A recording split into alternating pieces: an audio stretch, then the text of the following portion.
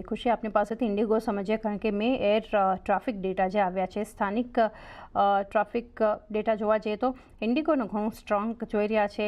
On time performance સૌથી વધુ કંપનીનું છે, 82.8% બનતું જોઈ રહ્યા છે ને.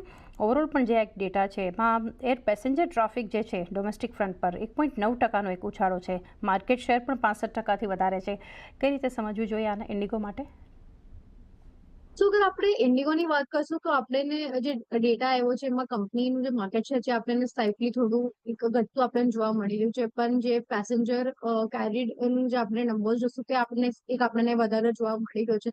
તો યસ, અગર આપણે જોશું તો એક રિકવરી આપણને ઈ ફ્રન્ટ પર એક આવતા આપણને જોવા મળી છે હમણાં. પણ અગર આપણે એવિએશન એઝ અ સેક્ટરની પણ હમણાં વાત કરીએ તો ઘણા એક ટર્બ્યુલન્સથી હમણાં એવિએશન સેક્ટર હાલમાં ઓલરેડી જઈ રહ્યું છે. ને આપણે અગર પાસ્ટની પણ અગર આપણે વાત કરશું, જે હમણાં વોર ચાલી રહ્યું હતું એના કારણે જે ક્રૂડ આપણને કન્ટિન્યુઅસલી જે હાઇટિંગ લેવલ પર આપણે જોયું હતું એના કારણે ઘણું એક આપણને એક ઓલરેડી કરેક્શન આ સ્ટોકમાં આપણને જોવા મળી ગઈ છે, કારણ કે ક્રૂડ સેન્સિટિવ સેક્ટર એવિએશન ગણવામાં આવતું હોય છે. અને જ્યારે પણ આપણે એવિએશનની વાત કરીએ તો one of the major player is Indigo.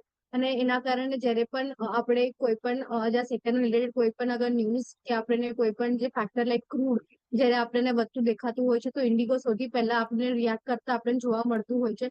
Same આપણે આ વખતે જોયું હતું, જ્યારે વોર ચાલી રહ્યા હતા ત્યારે જે ક્રૂડ આપણને કન્ટિન્યુઅસલી આપણે હાઇડન લેવલ પર જતા આપણે જોઈ રહ્યા હતા, ત્યારે ઇન્ડિગોમાં પણ આપણને આપણને કરેક્શન જોવા મળી રહ્યું હતું. સાથે અગર આપણે વાત કરશું આજ ખાલી ક્રૂડ પણ હજી પણ ઘણા બધા ફેક્ટર્સ છે જેના કારણે એવિએશન સેક્ટરના અંદર હમણાં તો નિયર ટર્મમાં થોડા ચેલેન્જીસ મને જતા જોવા મળી રહ્યા છે, કારણ કે જે એમની ફ્લીટની લઈને જે કન્સર્ન હતી હજી પૂરી તરીકેથી હજી અહીંયા સોલ્વ થવામાં નથી આવી.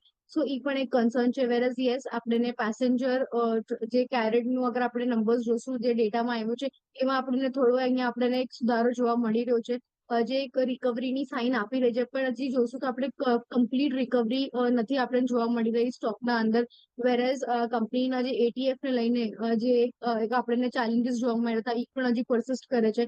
સો યસ, અગર આપણે જોશું તો નિયર ટર્મ મને લાગે છે થોડું હજી ચેલેન્જીસ વાળું ઇન્ડિગો માટે રહી શકે છે. પણ જ્યાં આપણે જોઈ રહ્યા છે કે ઓલરેડી જે પેસેન્જર ટ્રાફિકમાં આપણને થોડીક રિકવરી જોવા મળી રહી છે.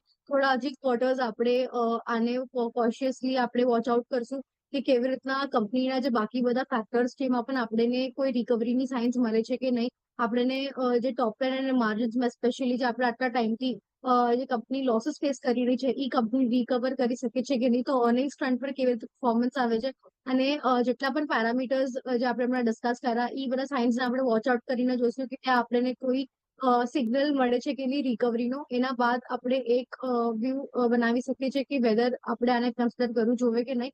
પણ હમણાં માટે થોડું આપણે કોશિયસ રહીને ચાલશું આના માટે.